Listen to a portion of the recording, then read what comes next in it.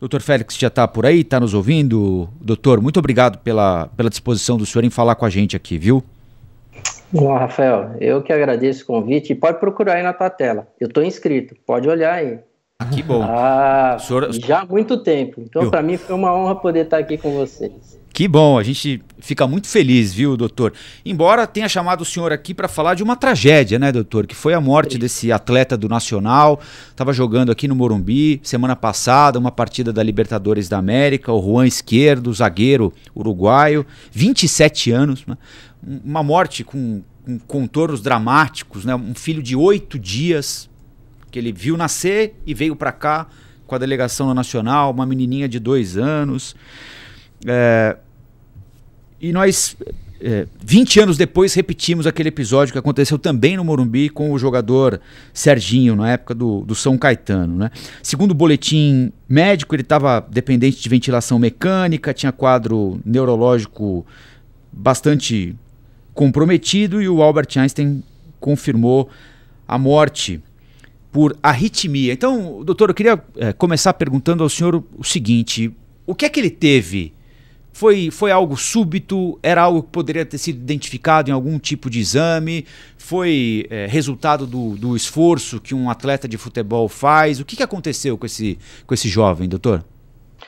Rafael, isso é uma catástrofe, né? Isso que você disse, isso é uma coisa impactante, né? As doenças cardiovasculares são ruins, mas quando acontece um fato desse numa pessoa tão jovem, num atleta, porque todo mundo fica pensando que isso vai acontecer no cara mais velho, obeso, tabagista, não num atleta.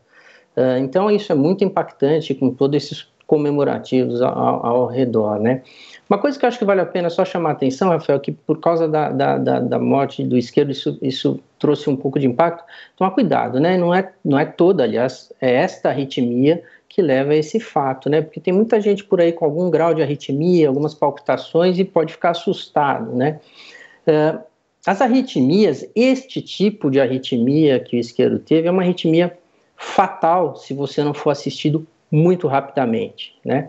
Se a gente for olhar em vários centros, inclusive em alguns estádios de futebol, você já mantém um cardiodesfibrilador do lado exatamente para isso. Nessa idade do Esquerdo, normalmente essas arritmias estão associadas, este tipo de arritmia fatal, que é a fibrilação ventricular, ela está associada a alguma doença congênita, alguma doença genética, que eventualmente não foi detectado. Aí você vai me perguntar, mas não dá para detectar com algum exame?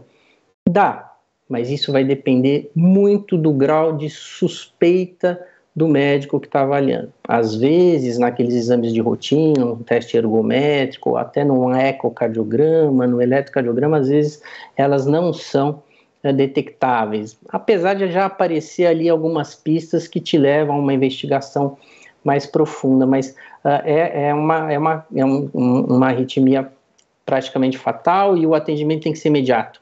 O cérebro, conforme vão passando os minutos, porque esse tipo de arritmia, Rafael, o coração bate muito rápido e desorganizado.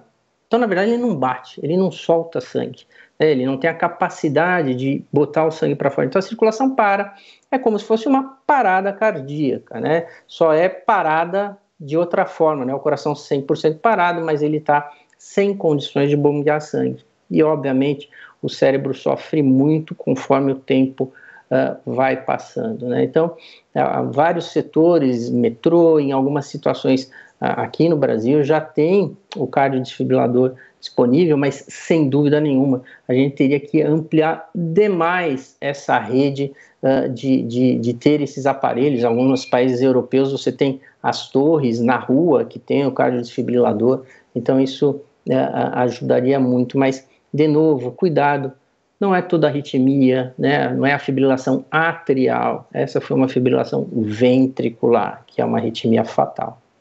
Doutor Urian Fancelli quer fazer uma pergunta para o senhor também. Tudo bem, doutor? Boa tarde. Tá bom, mano. Tudo bem? Eu tenho uma pergunta, eu que sou um pouquinho hipocondríaco também. Tenho medo dessas coisas. Toda vez que alguém sente alguma coisa, que alguém teve alguma coisa, eu acho que eu vou ter também. Então faço aqui uma pergunta em nome de todos os hipocondríacos do Brasil. O que é ideal a gente fazer de exame para o coração e de quanto em quanto tempo? Qual que é a indicação? como que chama aquilo? De teste ergométrico, ecocardiograma, o que a gente tem que fazer para ficar tranquilo? Vamos lá, assim, ó. A primeira coisa que você tem que fazer é não fica fazendo exame. Cuida da tua saúde, né? A prevenção é a alma do negócio. Não adianta fazer exame. Se faz o exame e não dá nada, você continua fumando, você continua gordo, continua sem exercício. O exame não resolve o seu problema. O que resolve é aquilo que você faz com ele, né? Vamos abaixar o colesterol, não vamos fumar, vamos emagrecer, vamos fazer exercício. Essa é a alma do negócio.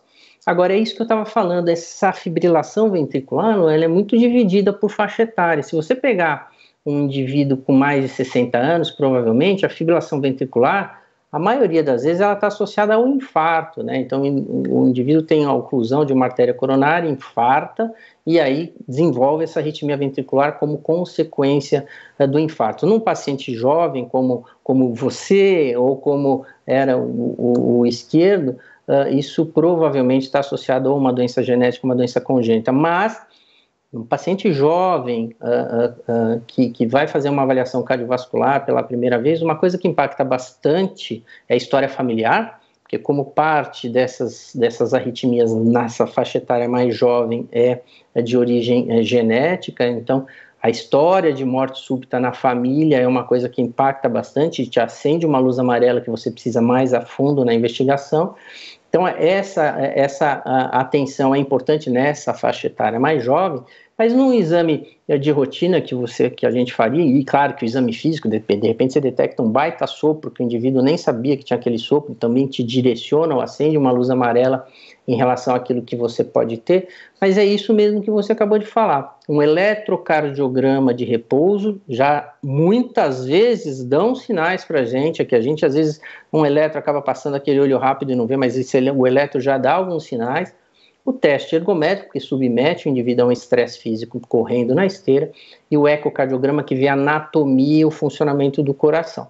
Normalmente é isso. Claro que a gente vai fazer os exames de prevenção, né, Lan? Então a gente vai pedir colesterol, diabetes, essas coisas, para tentar orientar o nosso paciente em relação à prevenção.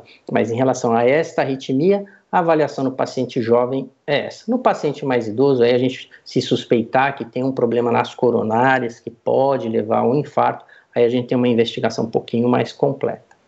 Doutor, uma última pergunta minha. No caso dele, o esforço foi um gatilho para essa arritmia se manifestar da forma que se manifestou, ou ele, por eventualmente ser portador dessa arritmia, poderia ter tido esse mesmo problema, não fosse ele um atleta de alto nível?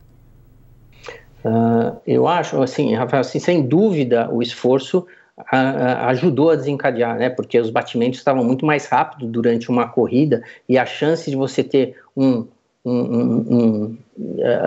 uma entrada de um batimento fora e aí desencadear essa arritmia aumenta muito. Mas este tipo de morte pode, sem dúvida nenhuma, acontecer mesmo que em repouso, né? A gente ouve aquelas histórias de que o paciente amanheceu, estava dormindo e amanheceu e já estava sem vida. Então, essas arritmias podem acontecer mesmo em repouso, mas sem dúvida nenhuma, o esforço facilitou que isso acontecesse. Os atletas, eles têm que ter essa investigação muito de perto, né? Você acabou de citar o Serginho, agora o esquerdo, mas se nós formos olhar ao redor do mundo, os atletas em vários esportes, principalmente esses de alto rendimento, nós vamos ver vários casos que tiveram essa fatalidade que o esquerdo teve.